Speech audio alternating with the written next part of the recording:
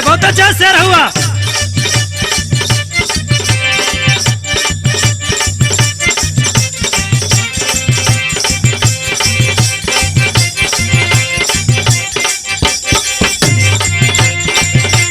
क्या बात है, क्या लाल।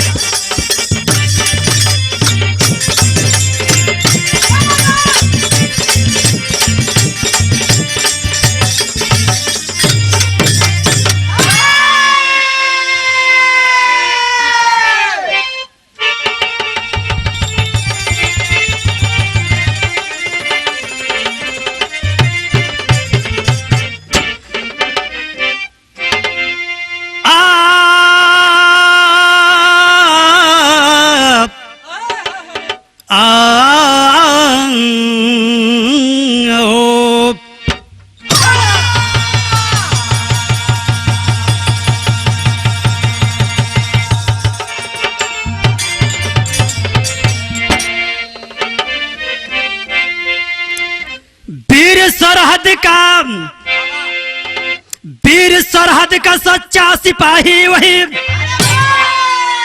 जिसके कर्तव्य से निज कसौटी कसी हो। सर पर कफन बाद सरहद का प्रहरी, अरे इरादों में चट्टान जिसकी बसी हो। वतन का बहादुर सिपाही वही, अरे सानी अहले वतन का बचाता रहेगा। सरजमी की कसम, अरे सरजमी के लिए शीश सरहद पे अपना कटाता रहेगा।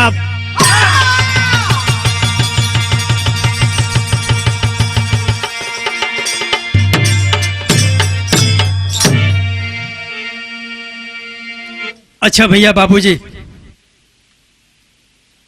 आप सबके बीच में एक बिरहा बेजत बने, आसान पूरा विश्वास है एक कैसेट आप लोगों को जरूर पसंद आएगी। तो यही जो मास्टर एक लाइन गजल का नमूना लगल।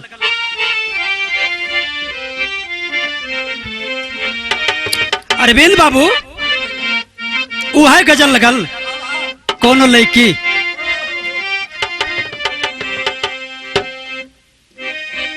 वह गजल लगल, कोनो लड़की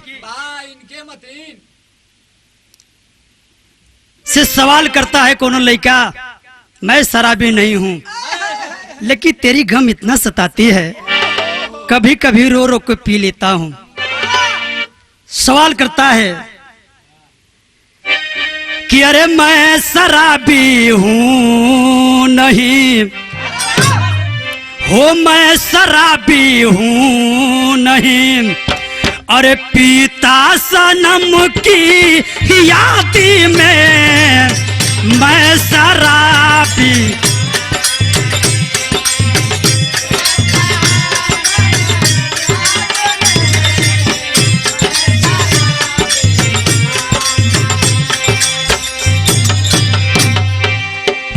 मैं शराबी हूं नहीं, अजी पीता सनम की याद में या अली भर दे कयामती, या अली भर दे कयामती, बंद की भरी यादी में या अली भर। क्या हो, क्या बहादुर।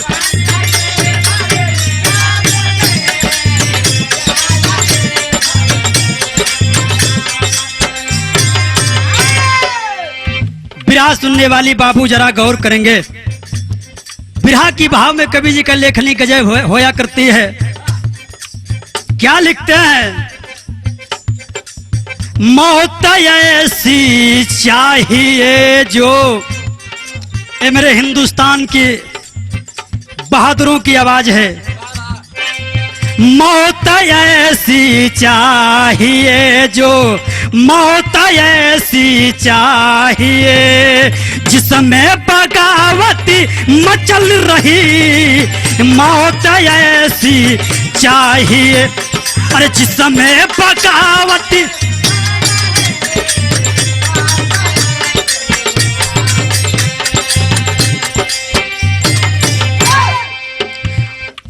मौती ऐसी चाहिए जो आज जिसमें बगावती अब मचली रही,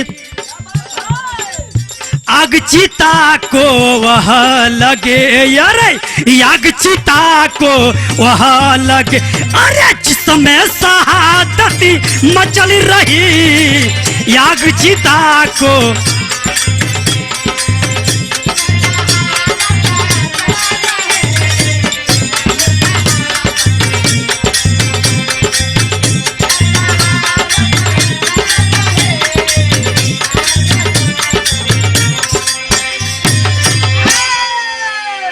बिरहा की सुनने वाले बाबू जरा गौर करेंगे। बिरहा की शुरुआत होती है यहीं से।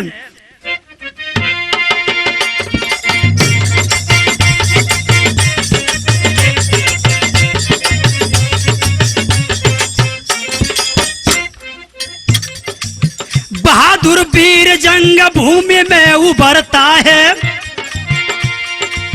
बहादुर वीर जंग भूमि में उभरता है, खून से खेलता वो मौत से न हारता है।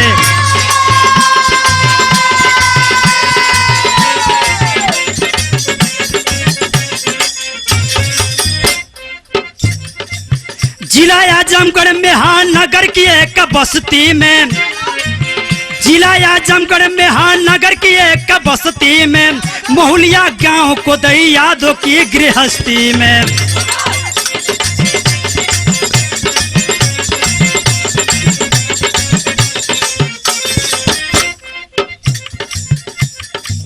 दुल्हन कुंती से कुदई का हृदय उजियार हुआ, 3 पुत्रों से सुना आंगन भी गुलजार हुआ। राम अवतार चंद्र के सपना लाल रहे, राम अवतार चंद्र के सपना लाल रहे, गरीबी आंगन में कुदई याद खुशहाल रहे।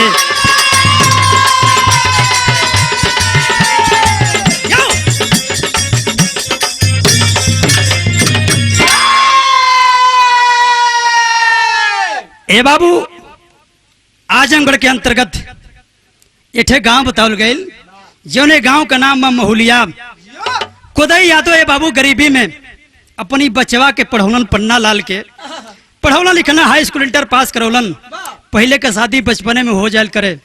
ए बाबू धीरे धीरे का समय बीतत बा, पन्ना के दिल में ललसा लगल कि ए बाबू जया शान हो जाए, हिंदुस्तान की शान स्वाभिमान बचौले का काम करब। जैसे ही बहादुर सोचत है बाबू, बारे ईश्वर की लीला बड़ी अपरंपार होया करती है हो। बिरहा में एक लाइन गीत लगल,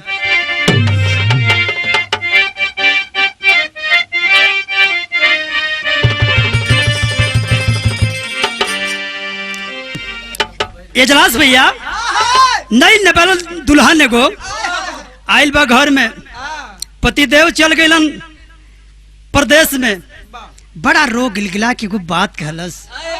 का कहत बे,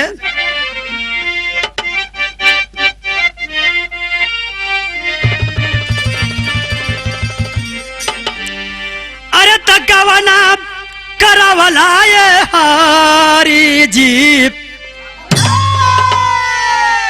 अपने पुरु बाबा गईला हो छोड़। बेटवा पन्ना लाल अपने बाबू से कहलस, बाबू हो बड़ा दिल में ललसा लगल बाप, हमके नौकरी धरा देता तब बड़ा बढ़िया रहत। हाथ जोड़ लन पन्ना के बाबू, खुदा यादव बेटा ये गरीबी में कैसे तो के पढ़ौली रहे, कैसे तो के सयान कैली।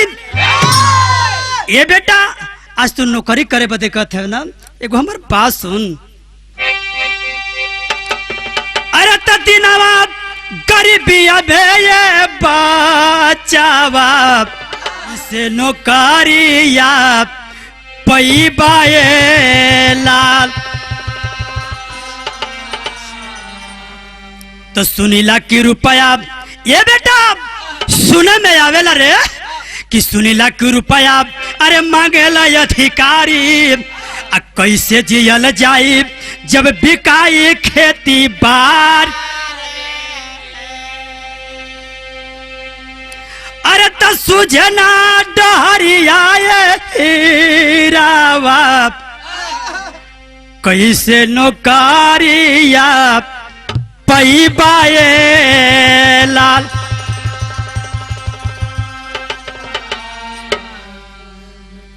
इतने बतिया कोदई यादव अपने बेटवा पन्ना लाल के समझाओ थवन। ए बाबू यह बतिया समझाओ थो तब तक ले मतारी बुढ़िया हो कुंती। मतारी बुढ़िया कुंती बतिया के सुनत बाब कलच की चुप रहा। अब से एक को जवान बोलिया मत। ये बेटा हिंदुस्तान की शान स्वाभिमान बचाओ चाहते हो ना, सब कुछ बिक जाए लेके हमारे पैर पीछे न हटी। बुढ़िया बताओ तो एक लाइन गीत लगल।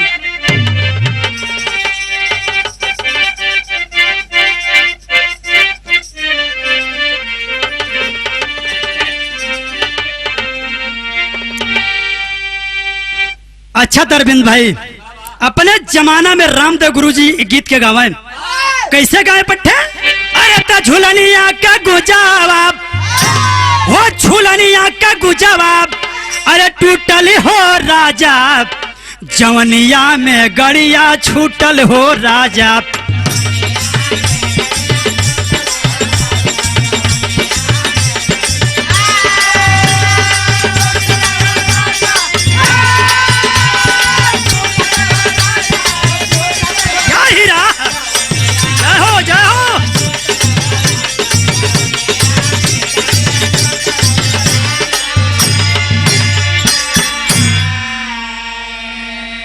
माई बुढ़िया ये बाबू पलनिया में से बतिया के सुनत बाप खलस के का कहला हो सब कुछ बेका जाए लेकिन हमार पैर पीछे न हटी। अपनी बेटवा के समझावत हैं का समझावत हैं। अरे त माई कहे भलहीन या भैया माई कहे भलहीन अरे सब कुछ भी कही है हमारे बबुआ रे मलेटरिए में जई हैं हमारे बबुआ मलेटरिए में।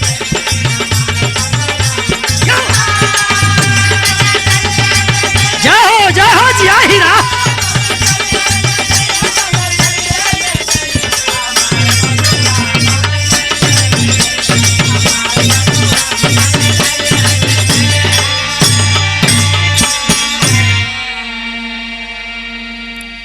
पेपर में निकलल है पेपर में निकलल बाब बेटवा एक तरफ पढ़त बा एक तरफ माई के कत के माई रे अच्छा तो भर्ती लगे वाली बाब का बताओ बाब। तो सन 2000 वाला सुंदर बेला अरे लागल हैदराबाद खुली भर्ती का मेला।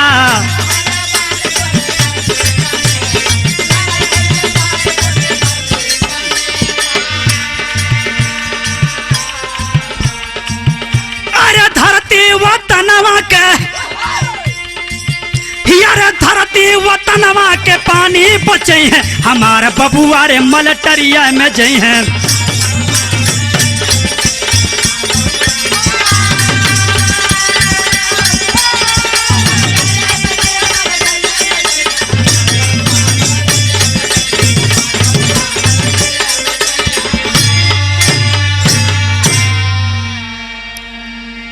सन 2000 के अंतर्गत बाबू बताया जाता है पेपर में निकला है मतारी से पन्ना लाल कलम माई रे खुली भर्ती की तैयारी हो गई बाप। एमआई भाड़ा किराया मिल जाता तो चल जाती घर में फूटी 1 रुपया नहीं बाप।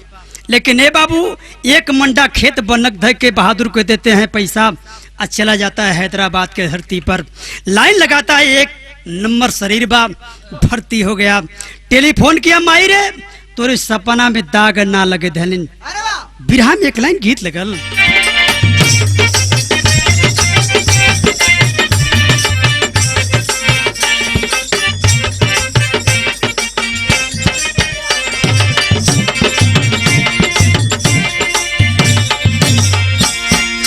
अच्छा तो संजय बाबू बड़ी सुघर दुल्हन हो हमारा नियर मैंने हम दुल्हन लौकत हैं कि अरे नदिया किनारे मोर छैला बाबू हो बरतरे।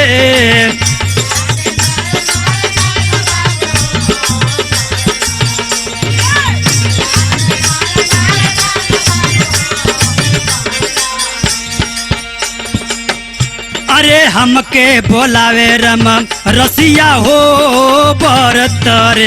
अरे हमके बोलावे रम।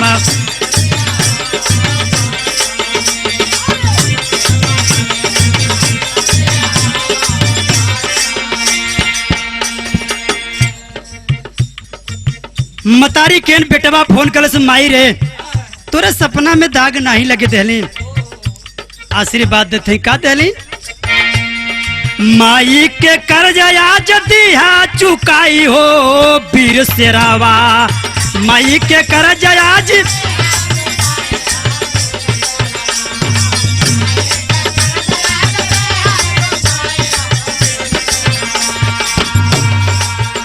अरे माई के कर्ज आज दिया चुकाई हो वीर शेरावा। लड़िया सिनेमा के तानी हो वीर शेरावा। लड़िया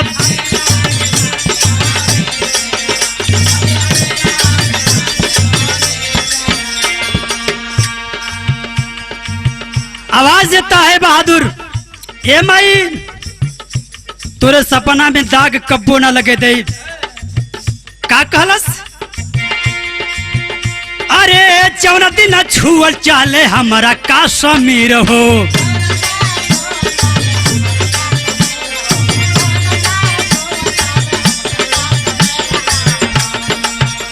अरे धई के करे जवा दुनो दे हम चीर हो।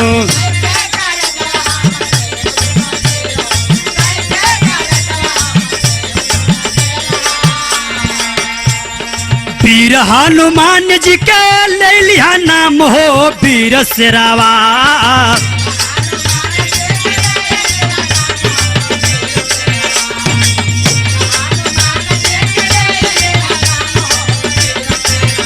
अरे वीर हनुमान जी के ले लिया नाम हो वीर शेरावा। लड़िया सिनेमा के तान हो वीर शेरावा। लड़िया सिनेमा के तान हो।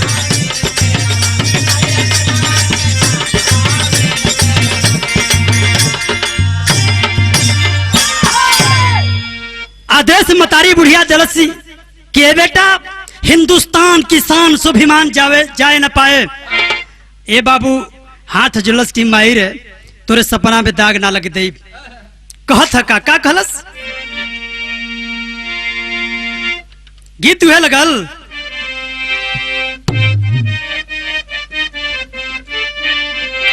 उहे गीत लगल कि अरे गोरिया दिन भर कई के कटिया।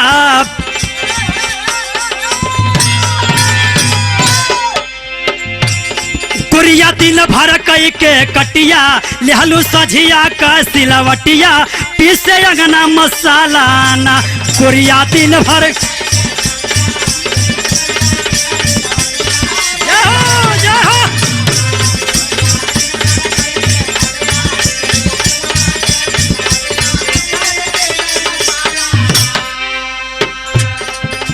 बिरहा सुनने वाले बाबू जरा गौर करेंगे बिरहा के भाव में।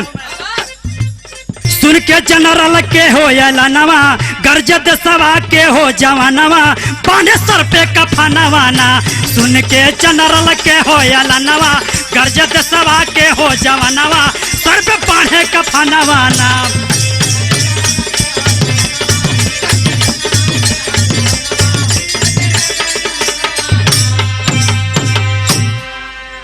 अरे तगेरा घेरा तोड़ल चाहे पाकिस्तानी रोकले भारत वीर सेनानी। रोकले भारत के वीर सेनानी। पानी ऊपर जाई परवनवा पानी ऊपर जाई परवनवा बच के जाई ना दुश्मनवा बांधे सर पे कफनवा ना।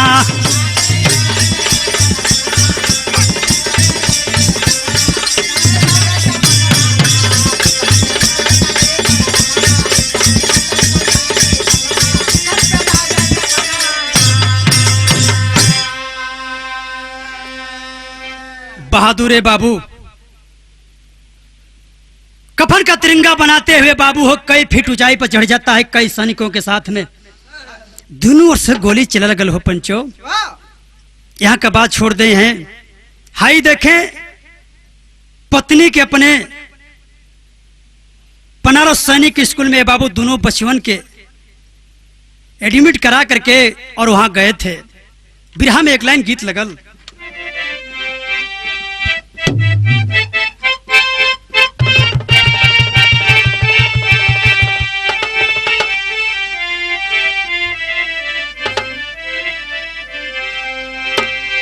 वह गीत लगल अरविंद बाबू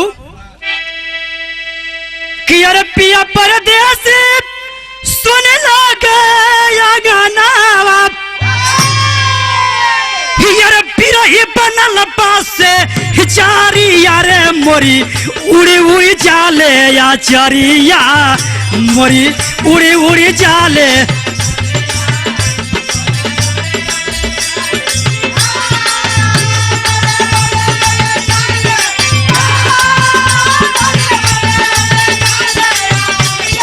यारा हीरा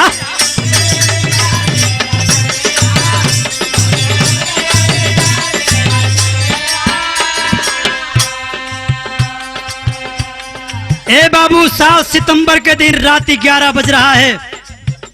24 सैनिकों के मारते हुए बहादुर आके कैंप में सोया है बाबू। भैल का पन्ना बहादुर टकले के बढ़ली बाप बकर में रहले तुसु मानावारे बीरा छिप के चलावले निशानावा बीरा छिप के चलावले।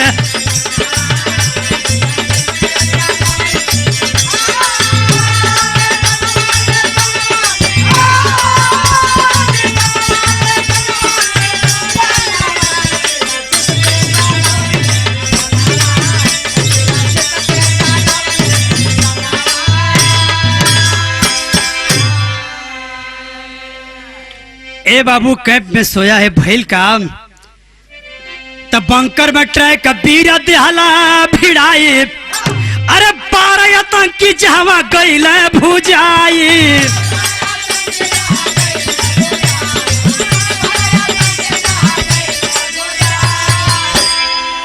अरे टोपिया घुमाया बीरा पीछा मुड़ल बा अरे नाचा मौतिया सामान मारे बीरा छिप के चलावले निशानावा बीरा छिप के।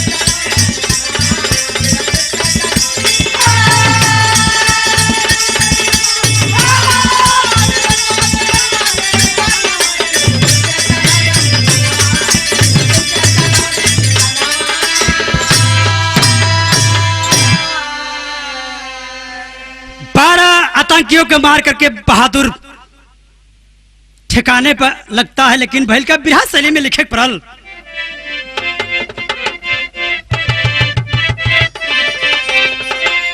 अरे तब पन्ना का पन्ना लोहू में रंगा ये बाबू पन्ना का पन्ना लोहू में रंगा जवानी जंग में देके पूरी किया तमन्ना।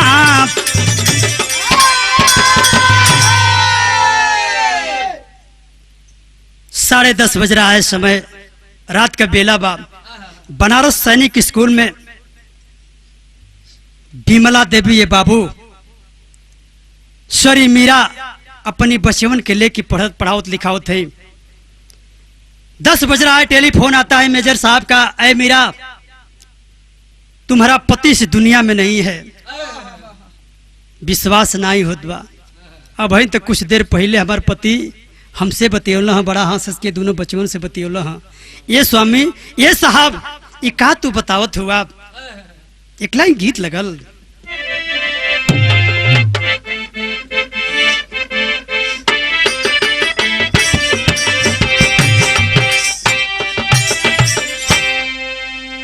टेलीफोन लगोले बा आवाज देती है साहब ये बतिया कहेदा कि झूठ बात का बताओ बे कि कहीदा खबरिया रे रा रा रा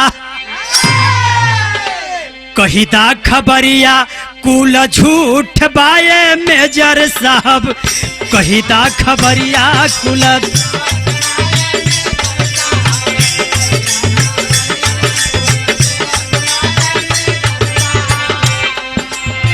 हमारा सजनवा रंग रूठ बाए मेजर साहब, हमारा सजनवा रंग रूठ बाए मेजर साहब, कहिता खबरिया कुल झूठ बाए मेजर साहब।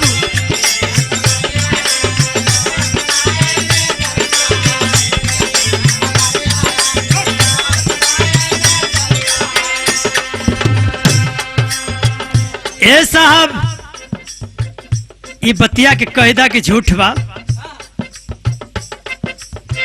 12 बजे रतिया के हमसे बतियवले,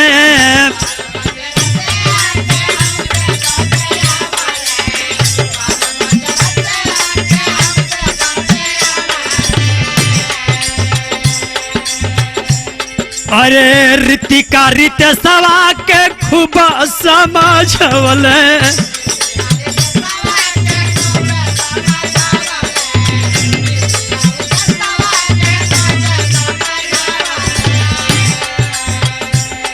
साहब काहे बदे आप रोवा थे? ये बतिया के कह दे कि झूठ बाप। देश के सिपहिया सपूत बाए मेजर साहब, देश के सिपहिया सपूत बाए मेजर साहब, हमारा सजनवा रंग रूठ बाए मेजर साहब।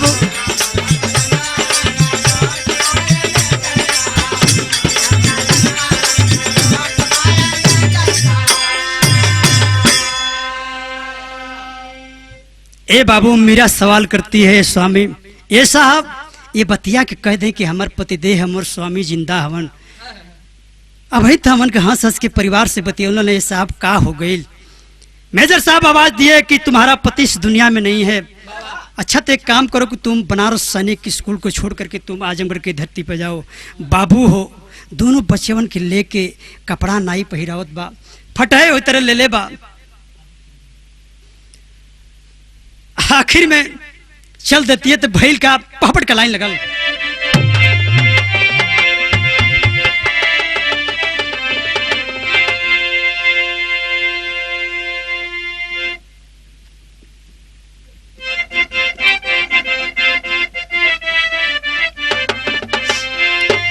अरे धाई धाई पूछे गोदिया के सुगनावा माई बोला ना, रोवत बाटू के मने तू करनवा माई बोला ना।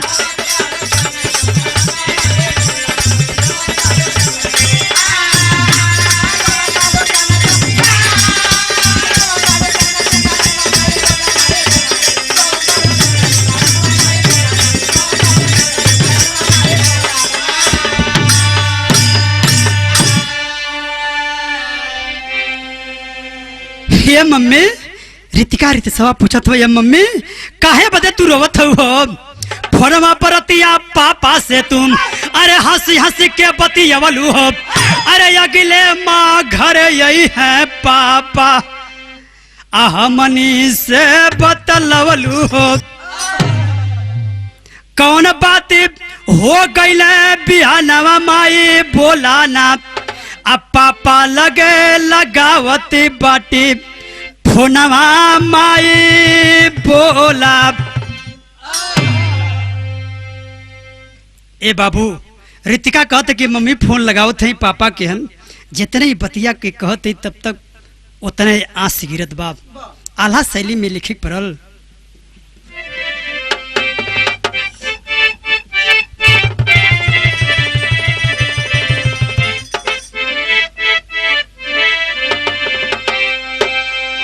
ये बाबू बचवली के बाती सुन के ये हीरावा फाटेला करे जावा। मीरा बहुरिया लेहली छाती से लगा।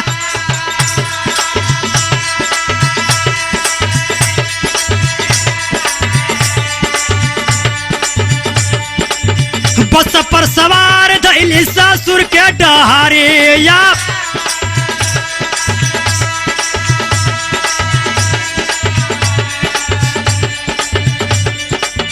गौआ महुलिया में गैली जबाया।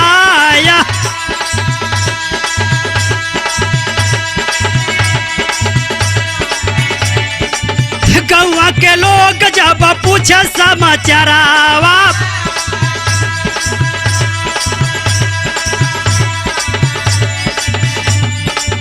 मीरा के करे जवाए में कांटा चुभ भी जाया।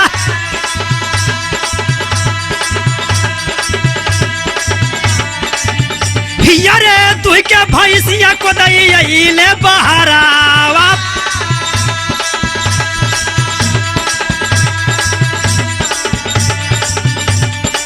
मीरा के हालतिया देखी पूछा घबराया।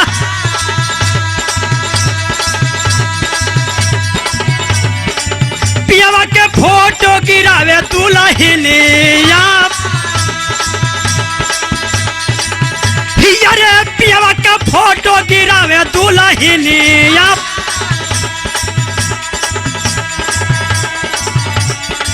गिरली धरतिया पचकर के खाया।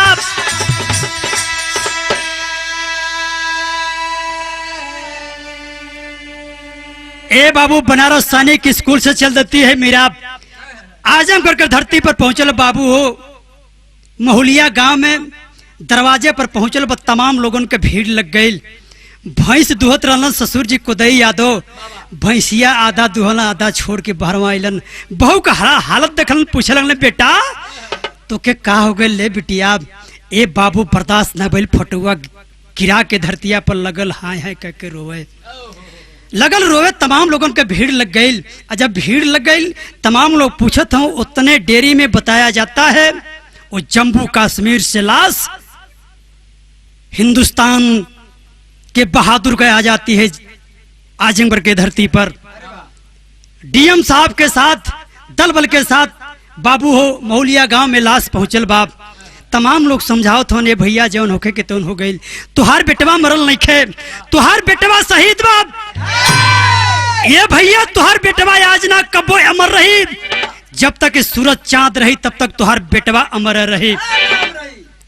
समझावत हवन लेकिन ये बाबू जेकर बेटवे दुनिया से चल जाई हो ओके रुपया पैसा ना कोनो काम के ना।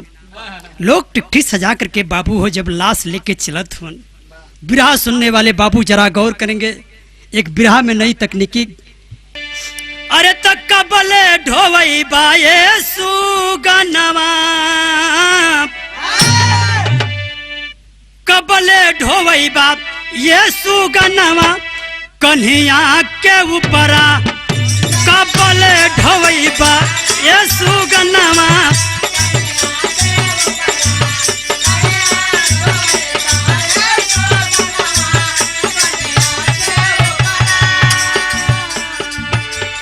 इत गीत रहा लेकिन भाई हो देखे आई भैल का बाबू हो लाश। बताया जाता है कि बेटा के लाश बाप के कंधे पर कभी शोभा नहीं दिया करती है। बाप की लाश बेटे के कंधे पर शोभा देती है। ऋतिका ऋतिसवा एक बगल उठौले हो छोटा मुन्ना हो। एक तरफ बड़का भैया दूसरे तरफ बाप जब कंधा पर लहलन तब गजब कहलन।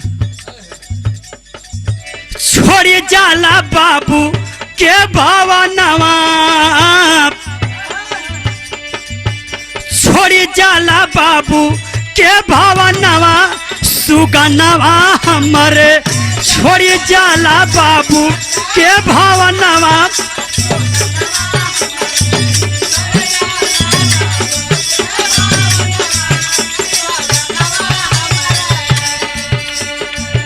बेटा रीतिका रीतिया के पापा कही हनिए बेटा।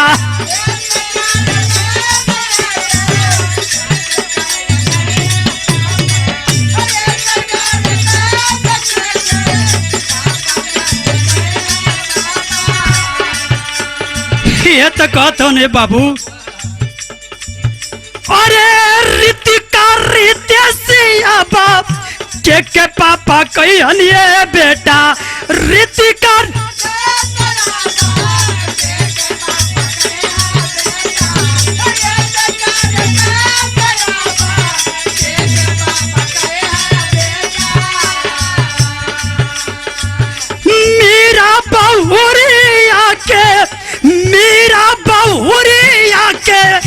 के समझ रे बेटा।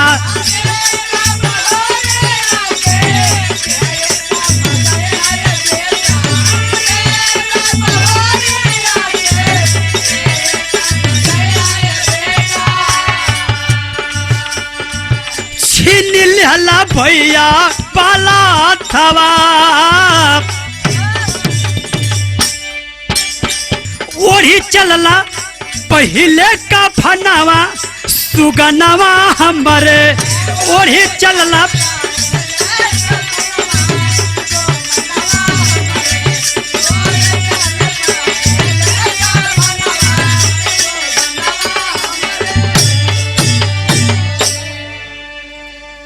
अरे बाबू कंधा पलास लेकर के बाबू हो ये बताओ तो डीएम साहब के सामने चलत हो आ रोत चलत हो, यहाँ से गिरत बाप।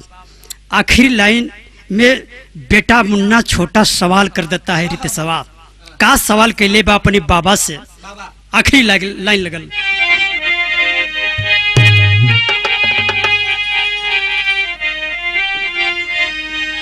अरे तब बिना राम कैसे मन मनाई बहिरावा, तो कैसे बोझ बुढ़ौती का हम तोर उठाई बहिरावा।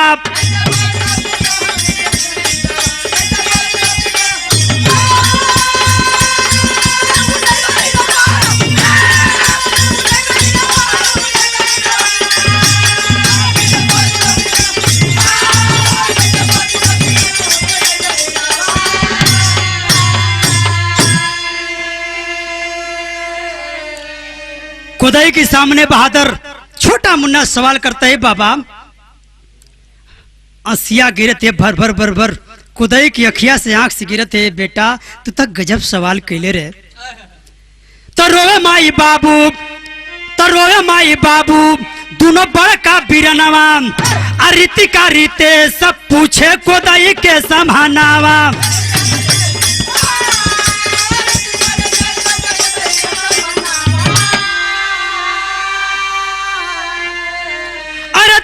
खुदाई कैसे समझ है बहिरावा, अरे तो रोवे खुदाई कैसे समझ है बहिरावा, कैसे बोझ बुढ़ौती का हम तोर उठाई बहिरावा।